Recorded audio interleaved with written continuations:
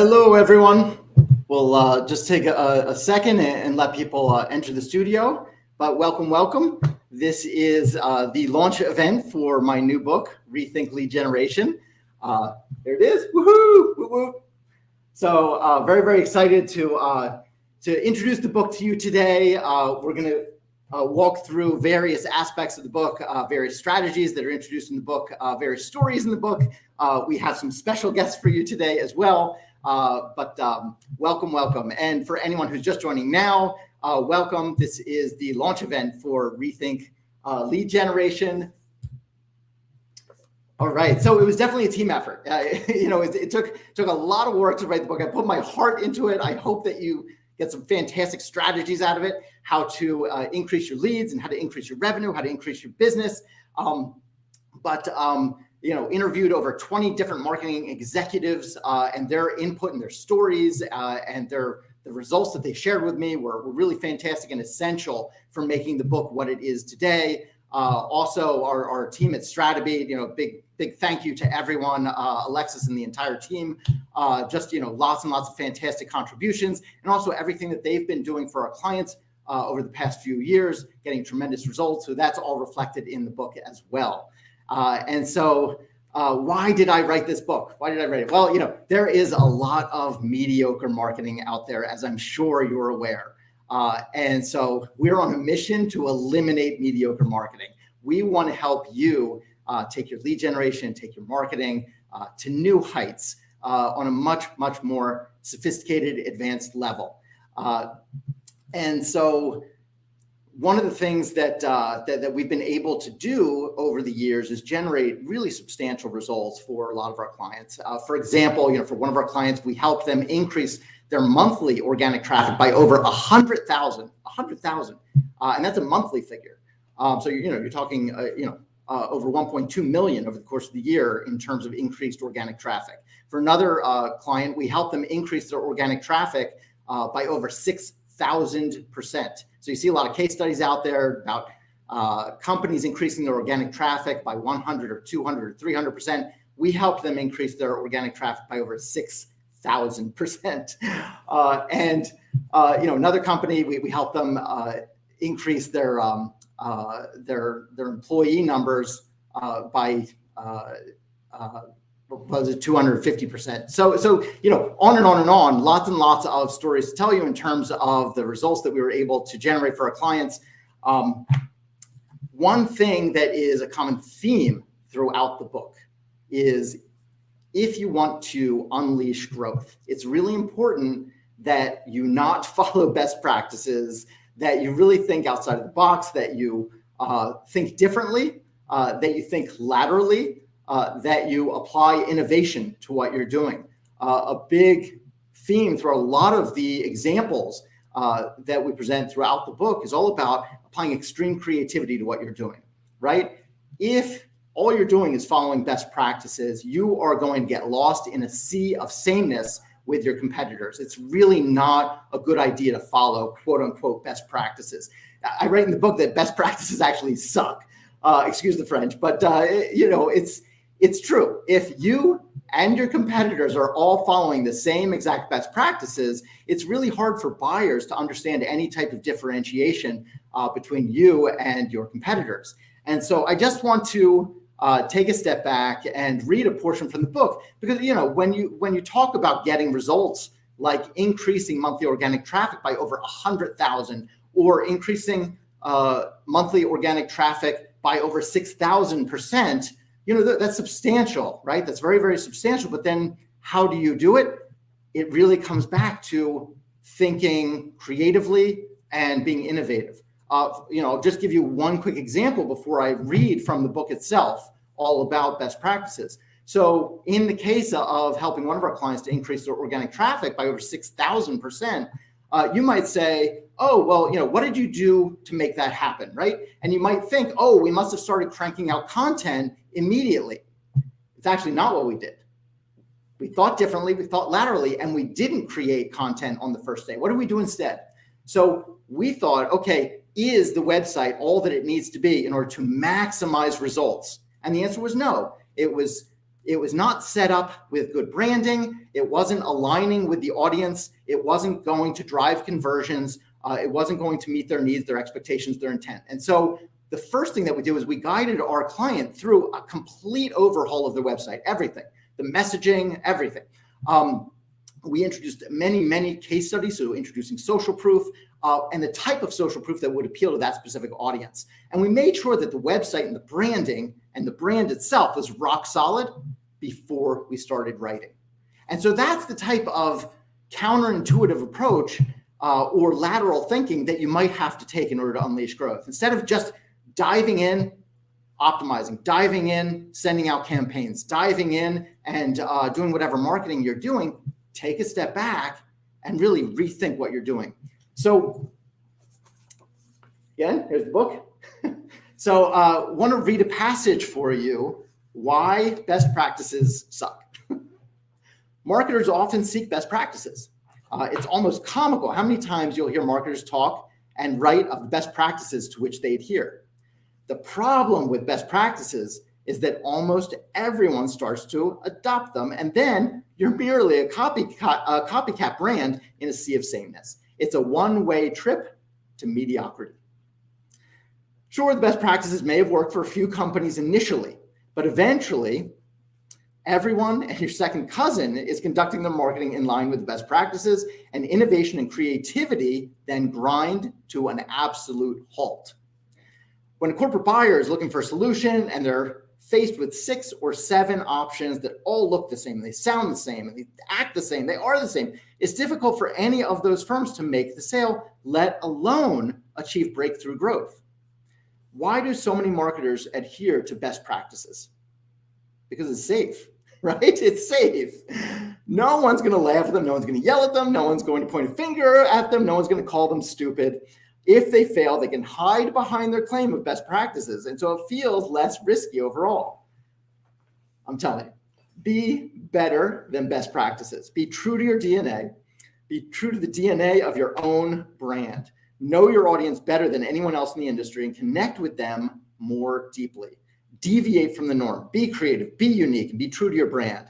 As Tim Cook says, write your own rules and ditch the best practices. So again, we have seen it time and time and time again. If you want to unleash growth, if you want outsized results, it really does take thinking outside of the box, thinking differently, rethinking, thinking laterally, applying innovation to everything that you're doing. And it makes all the difference in the world. We can all, optimization is incredibly important, right? We're all trying to optimize based on data. But if your marketing to begin with is mediocre, right? If it's just meh, then I don't care how much you optimize it. You're not going to maximize results, and you're certainly not going to increase leads that much.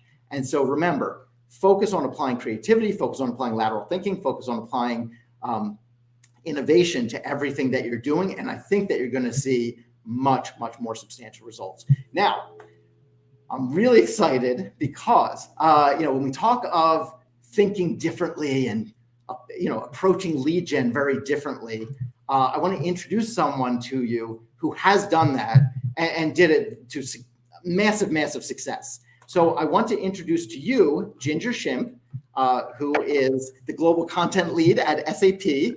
And I've known Ginger for years. She is a phenomenal marketer. Every time I talk to her, I learn something new. And so I'm super excited that she's joining us for the launch party. And I specifically asked her to share a story that really exemplifies thinking differently and thinking laterally for outsized results. So welcome, Ginger. Hi, Tom. Wow, you are so gracious. But I want to start by saying congratulations. Thank you. I know that this has been such a labor of love, of the heart, of the brain. Sweat equity went into it. So congratulations. Thank you. You are so welcome. So Ginger, I would love for you to share the story that we talked about earlier, and that is featured in the book. Absolutely. I'm really happy to share the story, and especially because I have the CEO of StrataBeat who's telling me that it's got some validity to it. So hello, folks, everyone who's watching. I have created or basically named a process that we all kind of struggle with. It's called the digital chop shop. And so marketers are always struggling with the fact that we have restrictions in terms of budgets and time. And frequently, we really need to go to very niche audiences and talk to them a little bit differently from how we would talk to other audiences. And so, what the digital chop shop did for me and my team at SAP was to help us take a campaign. This was maybe 5 or 6 years ago that we started this, and we've been using it ever since. We take a single campaign and we're able to version it. So we all know that we have to talk to different audiences, right?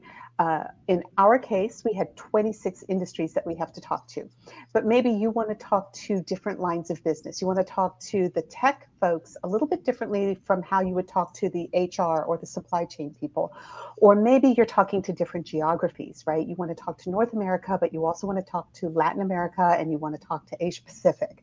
And the messaging changes a little bit. Or maybe you have a product or a service that works very, very well, not only for very large enterprises, but also for mid-market companies. But you need to change your messaging and tell your story a little bit differently so that you get that ubiquitous head nod that we're all craving, right?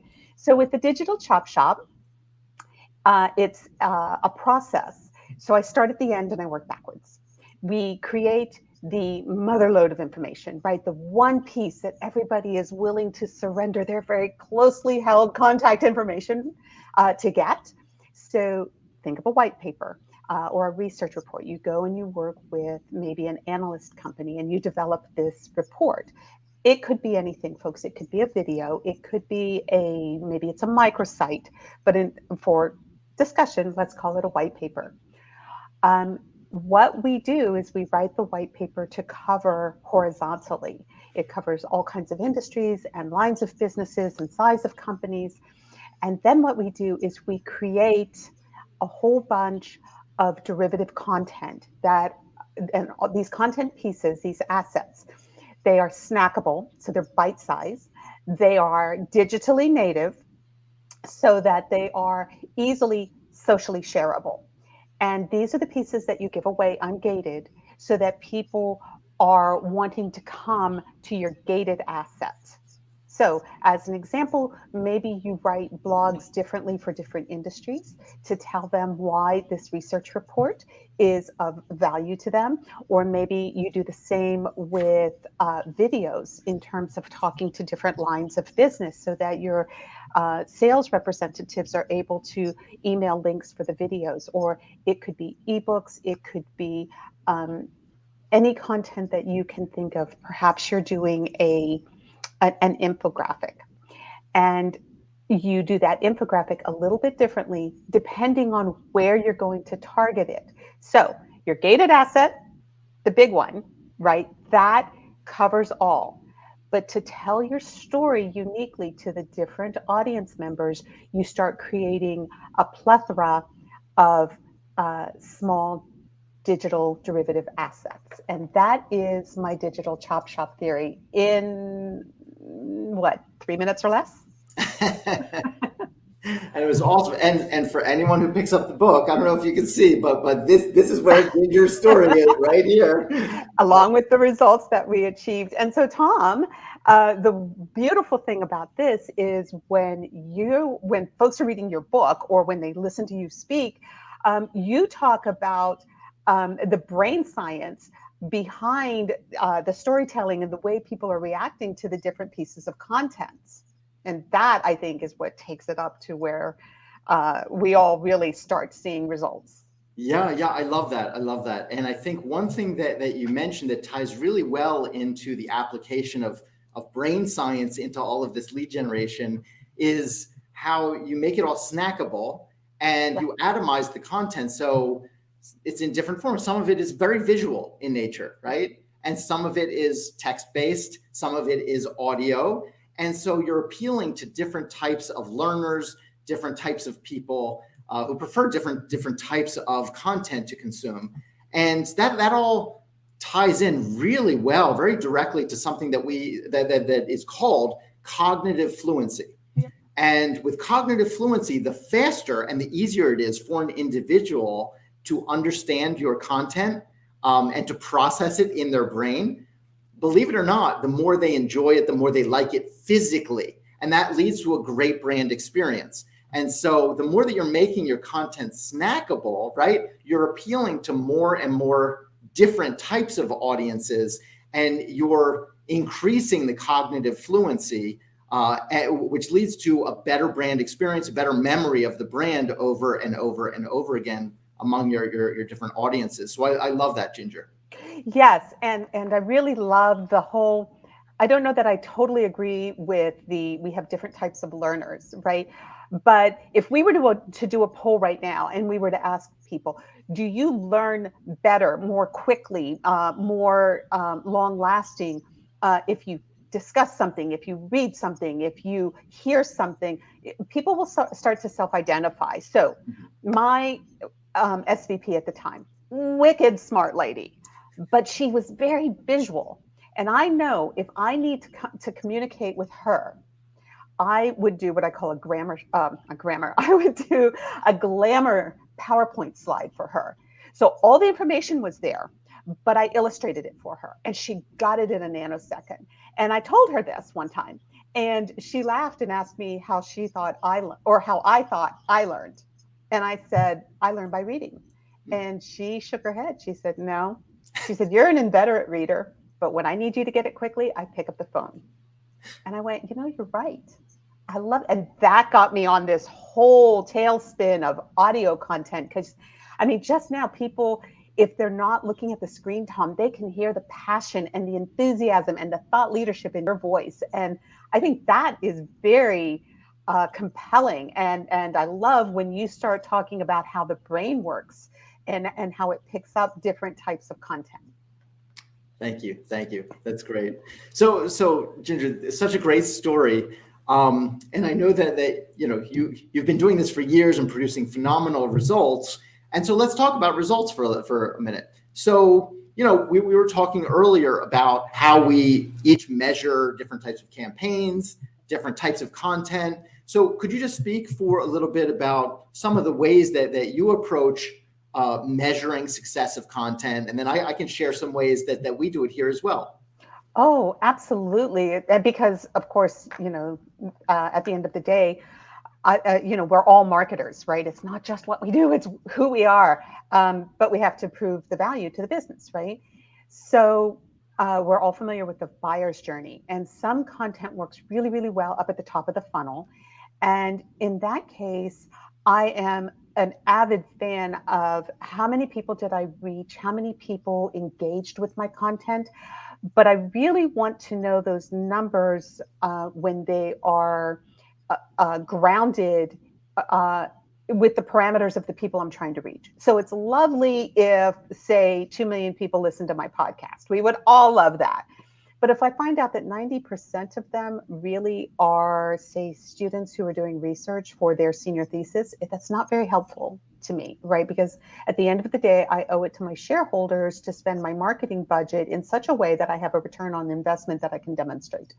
So then I look at content that starts getting people engaged. Think about surveys, or sometimes it's a poll question in a web event, or maybe it's just the web event itself because people are showing up. And then you want to look at how long did they stay, and what is the listen through rate for something that they were listening to.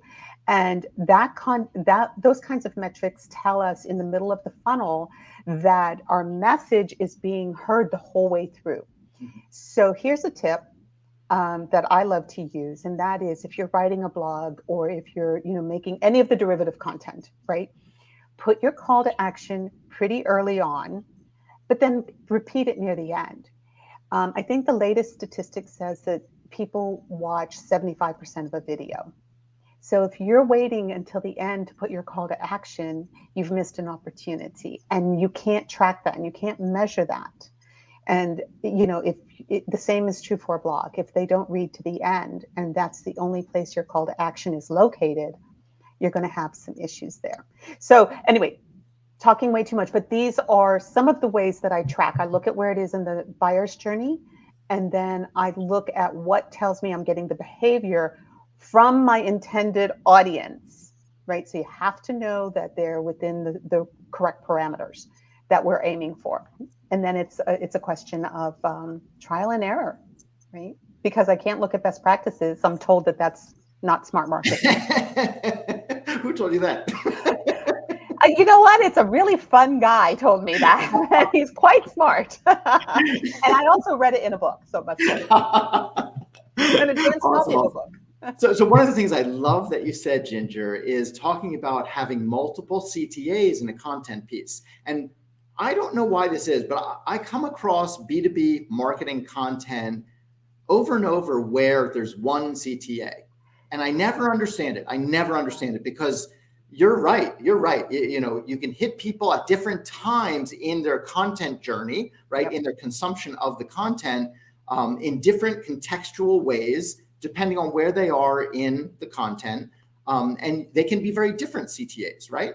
What we find is the more contextual they are, the stronger they tend to be.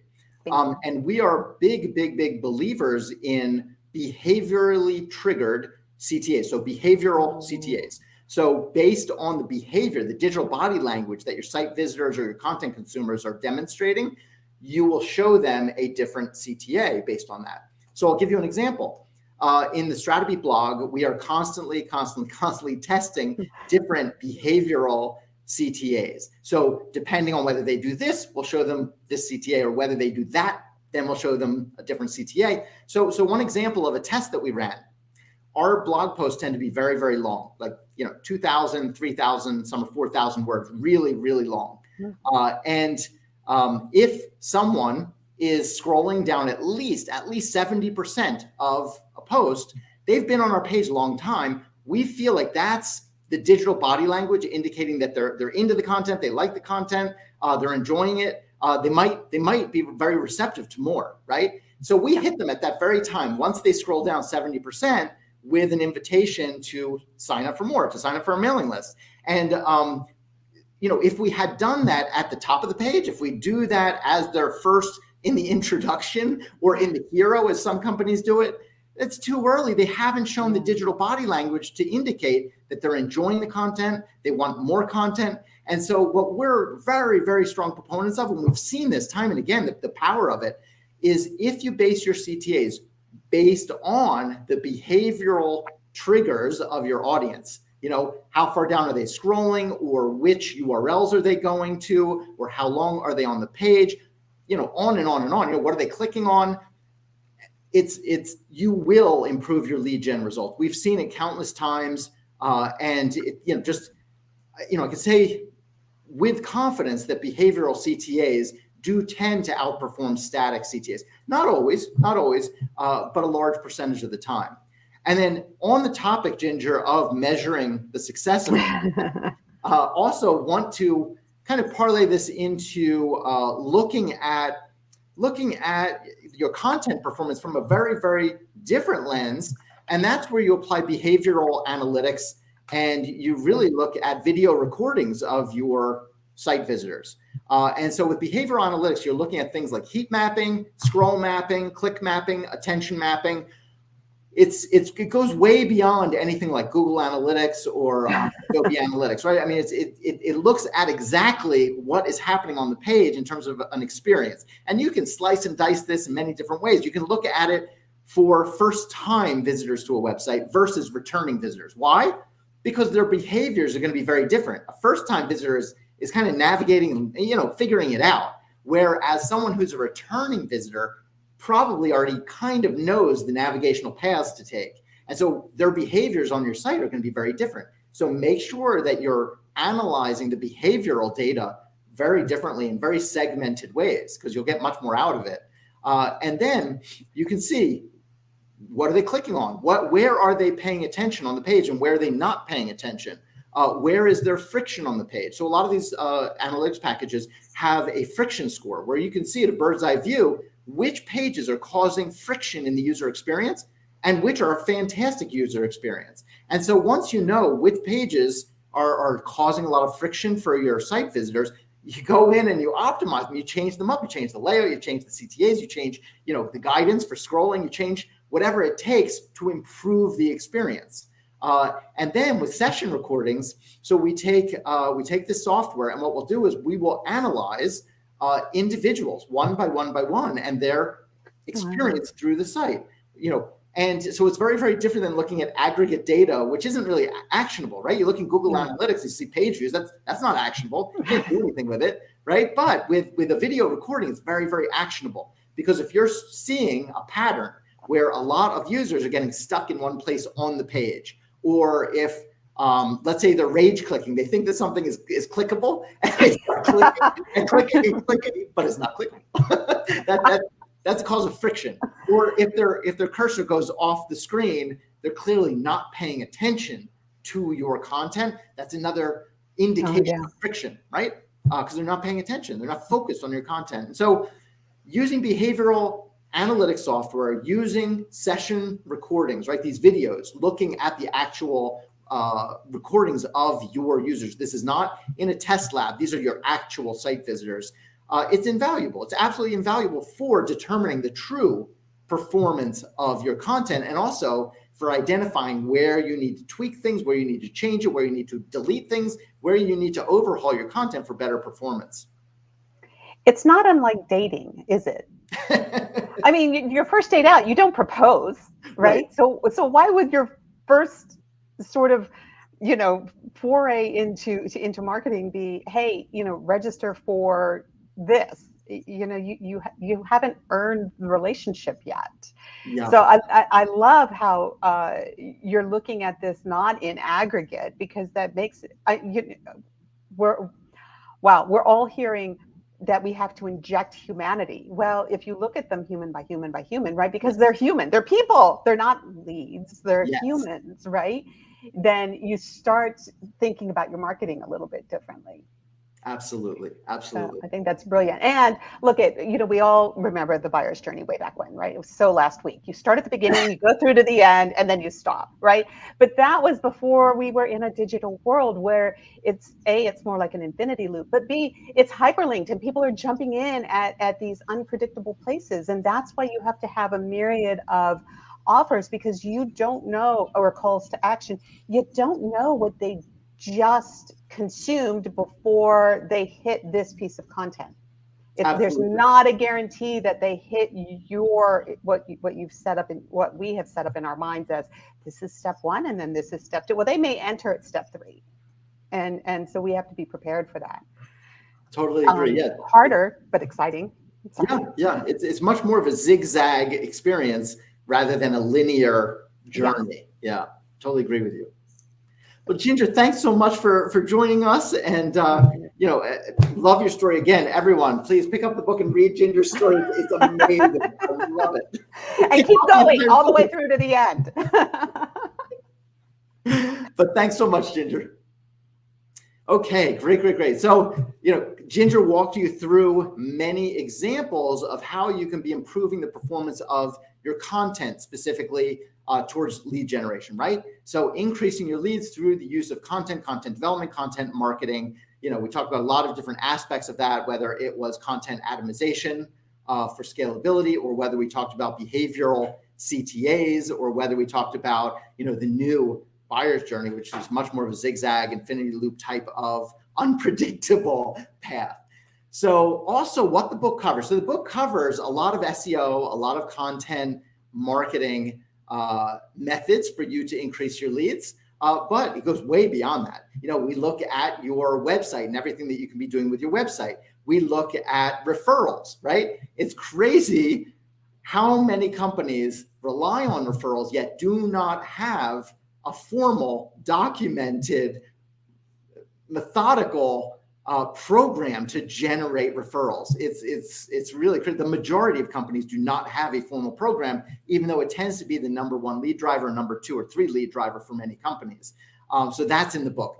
There's also one more area of lead generation in the book, which we want to go into a little bit of a deep dive here. It is incredibly profitable, has a tremendous ROI.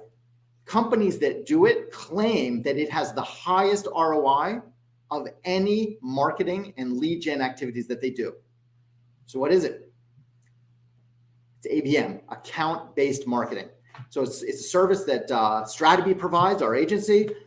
We have an entire chapter in the book dedicated to ABM. And what I'd like to do is introduce you to Alexis Trammell, who is our COO here at Strategy. Hey, Alexis. Hi, Tom. And so Alexis is going to help us walk through different scenarios of ABM and actual examples of what we've done for our clients and generating tremendous ABM results for them. So that hopefully it sparks some ideas for you, how you can be applying ABM in your lead gen efforts. Now, what's crazy, and Alexis knows this, so we're an agency, so we meet lots and lots and lots of prospective clients, right? We meet lots of companies, and we always inquire what types of marketing and lead gen they're doing. And what's shocking to us is even though companies that do ABM, the vast majority of them claim that it's their highest ROI marketing, I would say that at least 80% of the new companies that we talk with are either not doing ABM or they've never heard of it. Yeah. That is shocking.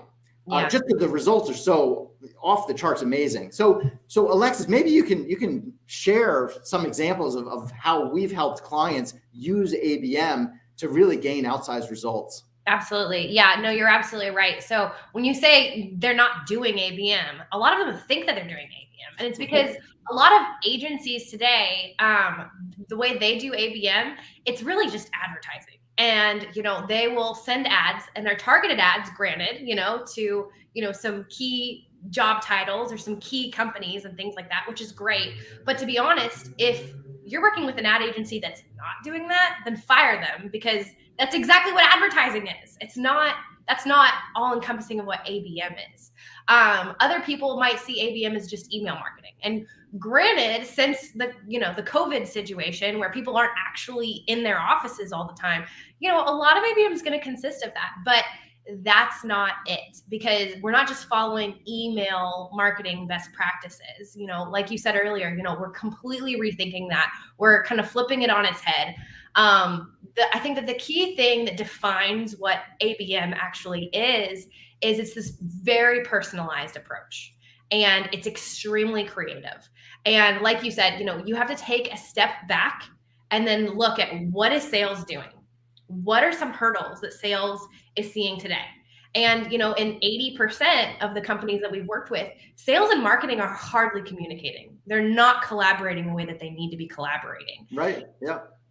And so it's sad, really, because you see all of these great grand efforts from marketing, and then you see all these grand efforts from sales, and for them to not be working hand in hand on this, it's heartbreaking to see all this great content go to waste sometimes. Absolutely. So what we do is we take a step back. Like you said, we've got to look at the website first to see, is it going to convert? Then we're going to talk to sales. We're going to figure out what are the hurdles. Tell me truly why somebody wouldn't use your product or service. And then, we dive deep into the audiences. And this is a piece that I don't think that many people are doing their due diligence in. And it's identifying the key audience segments. Like Ginger was saying earlier, you have to speak to different people differently. They're going to have different pain points depending on where they are.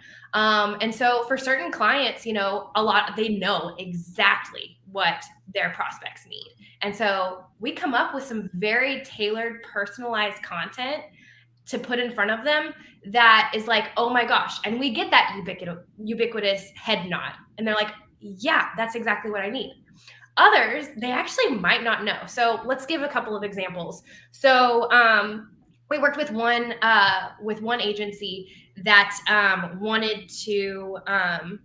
was wanting to work with the Fortune 500 companies. Remember that, Tom? Yeah. So and we're like, okay, so how do we convince them that they have to work with us? How can we get them to not ignore our advertising? They stop ignoring all of the content that we're putting in front of them, and let's really get to telling them exactly what they need. Well, what we did was our sales team, not just the marketing team, the sales team and the marketing team worked together to create videos, a video for every single company in the target ABM list. And, maybe 80% of the video was the same. So it wasn't, redoing the same work over and over, because sales is like, oh my gosh, please don't make me do 100 videos. What are you doing?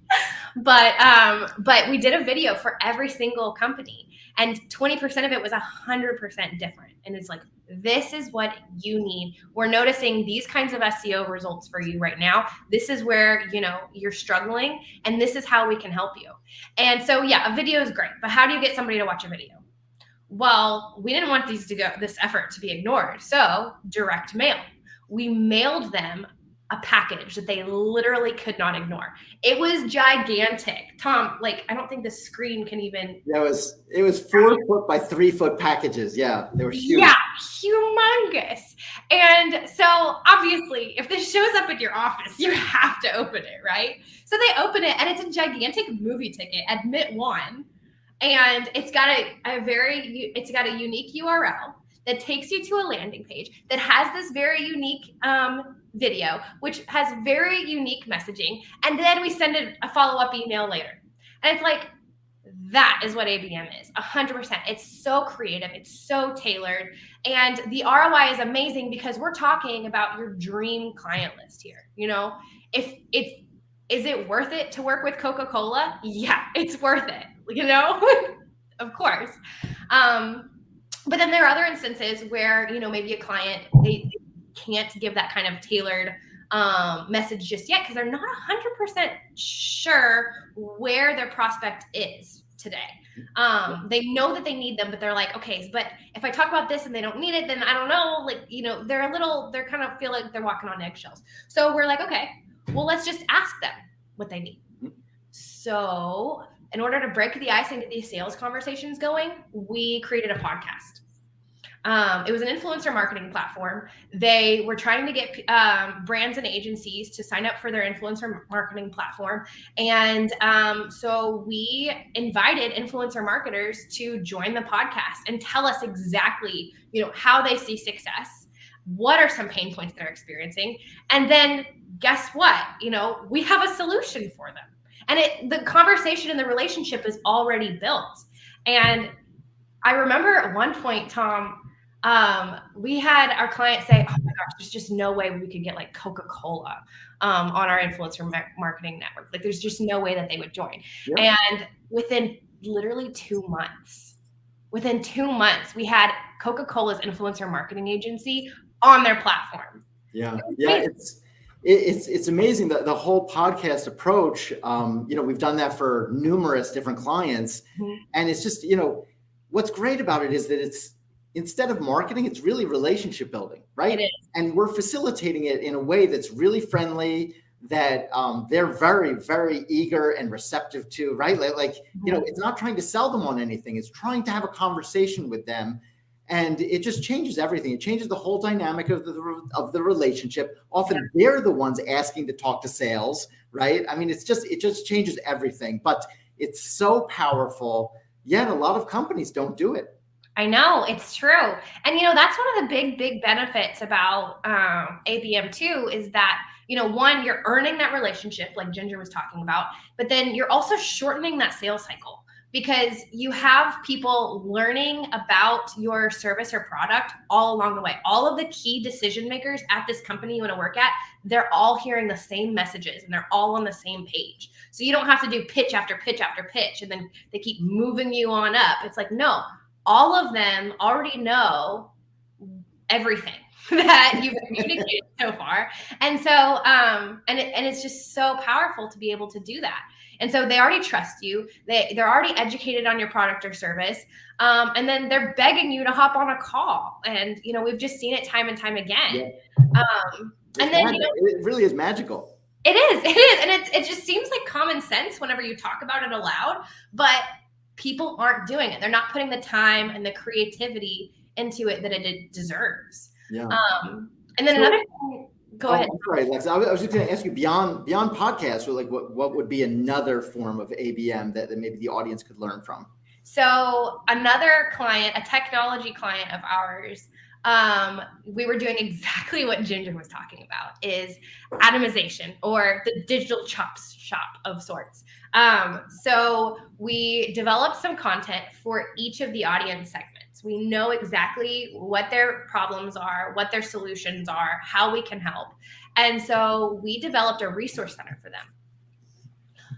We didn't develop one resource center. We developed like 100 resource centers for every single company. And so it was a very tailored, very personal experience that they would see. So when they come to this landing page, it's like a full-on resource center that offers white papers and checklists and infographics and videos and blog posts. And I could go on and on about all of these resource centers specifically for their industry, for their company, for their job title.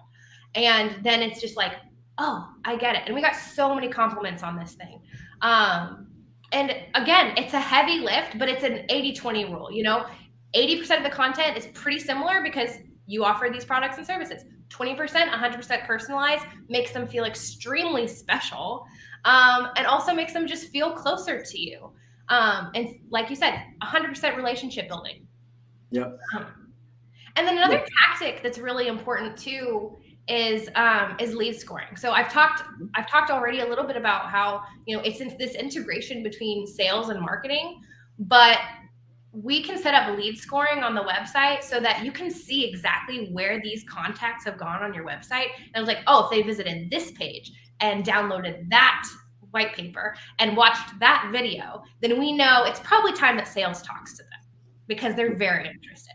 So, we can write the pitch, we hand all the information to sales, and then there it goes. Yeah. One thing with all of these campaigns, whether we're talking about customizing at scale for resource centers or knowledge hubs, or whether we're talking about launching a relationship building podcast, or whether we're talking about something totally ridiculously crazy and creative, like the movie tickets, the 4 foot by 3 foot movie tickets that we mailed out, all of these things all lead to a certain type of analysis that we do on the back end, which is incredibly powerful. And if you're not doing it, we would encourage you to start doing it even today. And that is IP detection. And so what you're doing is you're identifying the very specific companies, and in certain cases, the specific individuals who are visiting, let's say, the resource center or visiting other targeted pages on your website. And then you're tracking the analytics individual by individual by individual, seeing those analytics. So you're seeing exactly what they're interested in. You're seeing what they're not interested in. You're seeing where they're spending a lot of time on the page, where they're not spending time on the page. And then, if you cross-reference that with the behavioral analytics that we were talking about earlier, wow, it is so powerful. It is so powerful. It will transform your lead generation. We guarantee it. It's really amazing stuff. But it's amazing how many companies will do, as Alexis was talking about, a lot of companies do programmatic ABM, right? Which is just advertising. It's just targeted advertising. And certainly that has its place, but it's not as powerful as, doing account-based marketing where you're doing customization at scale. And when you do customization at scale to a targeted audience, your dream list of accounts, and then you're applying IP detection on the back end to see exactly what this company did, and that company, and that company, and that company, on the company or the individual level, it just enables you to follow up with each account in a very customized way, in a very personalized way, where you could never, ever, ever do that with a programmatic approach. It's true. It's very true. So do you want to talk and Alexis, share one story of ABM that was conducted by one of our video partners? Because it's a great story. It's in the book. But it's such a powerful story. If you wouldn't mind sharing it, that would be awesome. Absolutely. A dear friend of ours, our video production agency that we love to work with, they, when the pandemic hit, you can't do video shoots on site at this point. Everything's shut down. Everyone's freaking out. Everyone is pausing all marketing efforts because they're like, I don't know what to do. Nobody knew what to move forward. The cliche is unprecedented times. Yeah. And so many companies sadly had to shut down over this. And this was one of the companies that thought, I'm going to have to close my doors because nobody wants to do marketing right now. I can't go on site to video shoots. And so we recommended ABM. And within 1 year of the very first video that they sent out, they landed, what was it, $500,000, Tom? $500,000 in incremental new revenue. Yeah. Of new revenue, and they got to keep their doors open. Yep. And I just I tear up a little bit whenever I say this because I'm just I'm so glad that they did it. I'm so glad that they took that risk and that they tried to, show the audience exactly what can happen in virtual video shoots. And it was so brilliant too, because the ABM campaign was a virtual video. I shot this, I sent it to you. It's not the highest production today, but it keeps the ball rolling, and it just, and it saved them. And what's truly amazing about this ABM story, so we talk about $500,000 in new revenue within 12 months, that it would not have happened otherwise without this ABM campaign. That was with targeting 3 companies. Right. We're not talking about targeting thousands. We're not talking about targeting 100. We're talking about targeting 3 companies that they, on their list, they needed to work with these 3 companies. They wanted to work with these 3 companies, re-engage with them, right? And it was just 3 companies that produced results like that. And that's just indicative of what the power of ABM. It doesn't matter if you're targeting 1,000, if you're targeting 500, if you're targeting 100 accounts, if you're targeting 3 accounts. It's all about customization. It's all about appealing to what that company needs in a customized way, understanding their needs and customizing your outreach accordingly. It's about building relationships. It's not about programmatic. It's not about reaching as many people as possible. It's the opposite. It's about solving problems in a very tangible way, and you just scale it and scale it and scale it. So, just going back to your knowledge center or resource center example, Alexis, launching 100 or 200 knowledge centers all in one day. I mean, I think when we tell people that, they fall out of their chairs. They're like, what are you talking about? How in the world can you do that? Right? It's almost unbelievable. I mean, we do it all the time. And that's what ABM is. That's the power of ABM. It's customization, but at scale.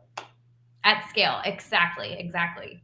And it's also another thing too, that I feel that is very easy for some companies and agencies to do, is to fall into a groove. You're like, I know this is working. And then they create their own new best practices out of this.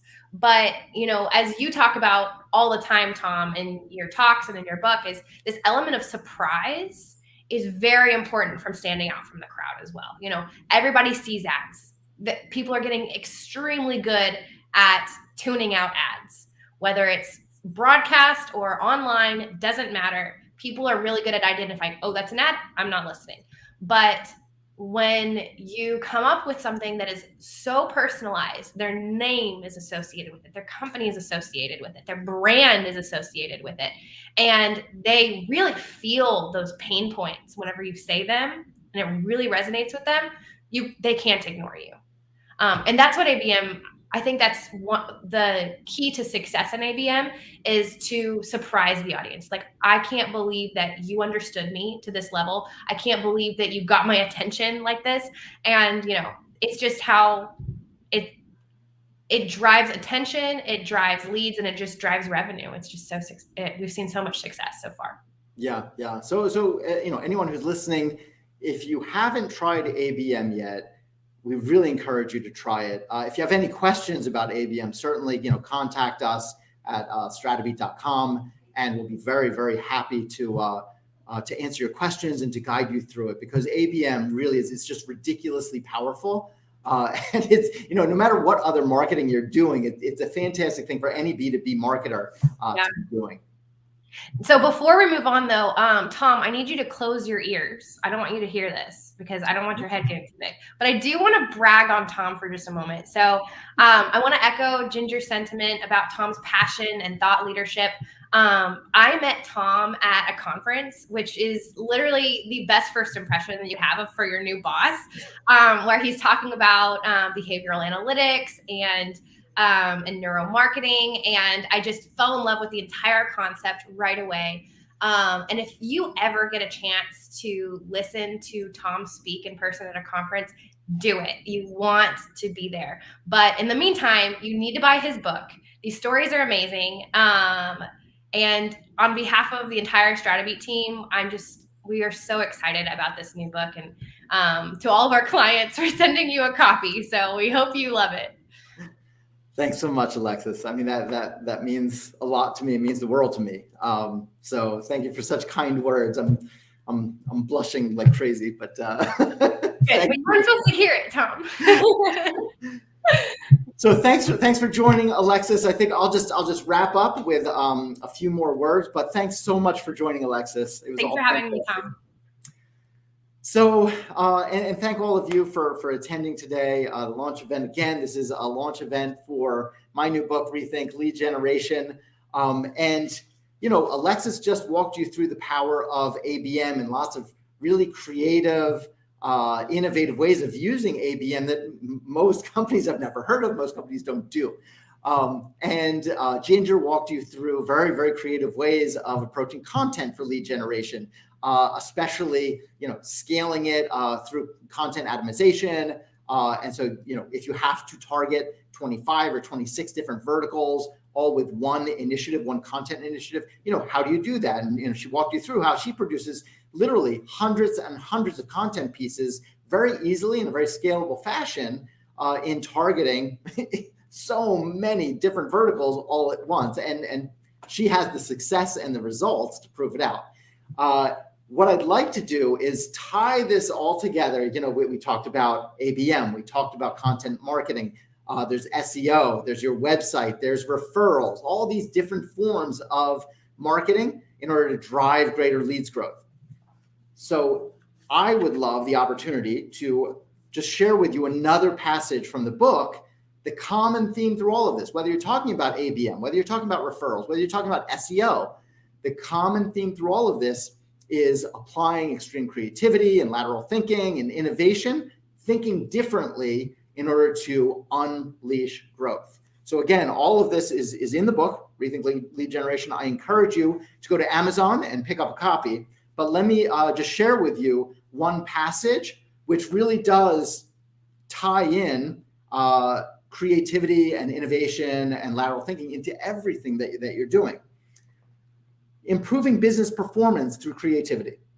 So let's evoke an emotional response. Just prior to this in the book, I talk about the power of evoking an emotional response out of your audience and just how that can really transform your results.